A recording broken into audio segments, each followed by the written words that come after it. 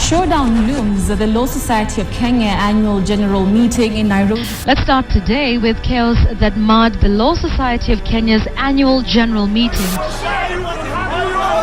It started off with a group of learned friends. Within a few minutes, it advanced into a raucous zoo of sorts, and hours after that, what was the Law Society of Kenya AGM was nothing more than a commonplace brawl. That the Law Society of Kenya has undergone tumultuous episodes in the last 18 months is a matter of some notoriety. We have seen 2 annual general meetings that have been conducted in circumstances of great acrimony. And this is something that points to very serious governance issues within the Law Society of Kenya. On 27 September 2014, Eric and his council called a special general meeting. I remember receiving a notice of that meeting, and it wasn't quite clear what it was, what the purpose of the special general meeting was. The notice just read International Arbitration Center, no particulars. When the issue of the arbitration center began, I sat in the council as a convener of the young lawyers. And at that point, the idea might have been noble, but when it reached a point where contributions had to be made by members, it was at that point that I realized that the young lawyers cannot be able to afford the 53,200 that was being suggested that each member of the Law Society should pay. For me, this story has to start at Article 73 of the Constitution. We know that we live in a new constitutional dispensation, which under that particular article requires that, or states that any authority that is exercised by somebody who's in office, it is only a responsibility for him or upon him to serve the people who elected him, and it doesn't confer on them authority to rule over the people. Members were not given an opportunity to vote. The most important issue, in my view, is to ensure that advocates are entitled to practice independently. Yes. That should be a matter that the society underwrites. It should not be a matter that the society is seen to be undermining. So when we go to that particular juncture, we go together with the other people who were like-minded, and I remember we started collecting signatures to take the matter to court, because it was the only way at that particular point that our voices would get to be heard. And the signatures were from across the entire country, all the branches in the country. Advocates were really supportive. The first suit that we filed in court was basically brought about by the simple reason that during that AGM in September of 2014, basic rules of meetings were not adhered to. And we went to court seeking that, for the simple reason that these rules were not adhered to, those resolutions that were passed cannot have been validly passed. The second case that we have is basically a case that seeks to protect the practice certificate from any dues that are not properly passed in accordance with the provisions of the law. And when the matter went to court, not surprisingly, the court agreed with the membership, especially on the very illegal decision to tie the payments to the arbitration center to the payment for the practicing certificates. This is a constitutional matter, a bread and butter issue for advocates. The council was also asked to provide all documents relating to the International Arbitration Center, which they had not given they had not provided to members at all. And after studying those documents, we realized that there was serious attempted fraud.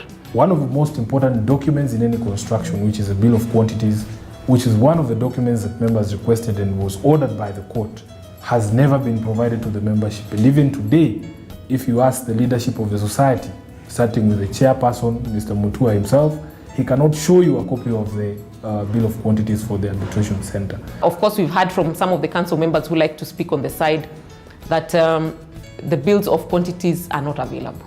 They've never commissioned a quantity surveyor to do the bills of quantity. So there are no bills of quantity, and you also wonder, how then did they arrive at the figure that they had told us to pay for the building?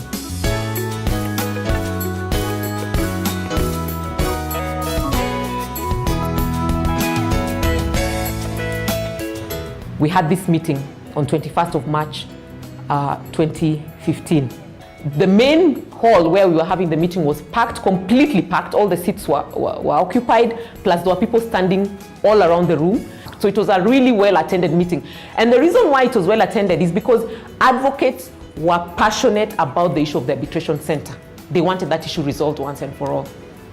So we go into this meeting, and unfortunately, the council decided they do not want to listen to members.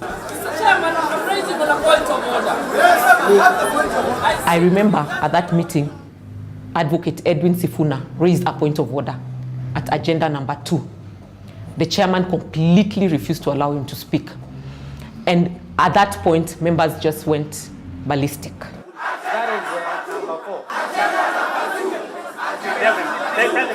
That is number 4. As members were insisting, no, you can't proceed because we've raised these issues, we want to know about them. So what does the chairman do?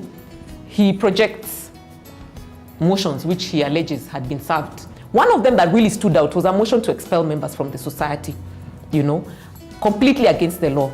The members that were supposed to be expelled from the society were myself, Alex Gatundu, and Macmillan Jengo. Reasons for our expulsion? Because we had raised concerns about the arbitration center against the council. We had raised issues of transparency and accountability. The council didn't want that. So they wanted us expelled because of that. And they were doing this irregularly.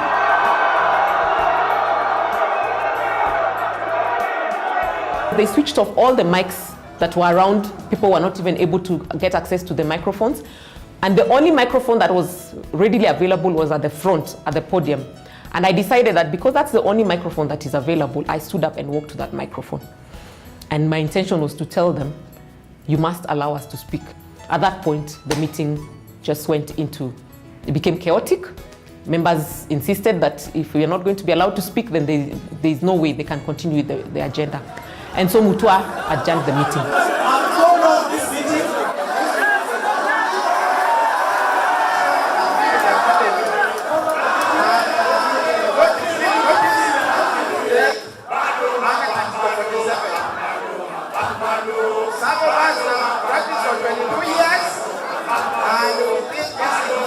Of course, Mutua decided to adjourn the AGM irregularly. He walked out with his council. Members remained. We elected a chairman as provided in law. We elected Senior Asa Nyakundi to chair the meeting, the AGM. And we came up with 3 resolutions. The first resolution was to abandon the International Arbitration Center project. The second resolution was to conduct a forensic audit for the past 5 years of all the finances and affairs of the Law Society of Kenya. The third resolution was that while the forensic audit was being conducted, the CEO, Mr. Apollo Mboya, should proceed on compulsory leave. Those were resolutions made by members, and it was a unanimous resolution. All members who were present, and the room was really full, agreed. The view that we abandon it, may I have your ear? Yeah! As many as of the contrary opinion, can I have your name?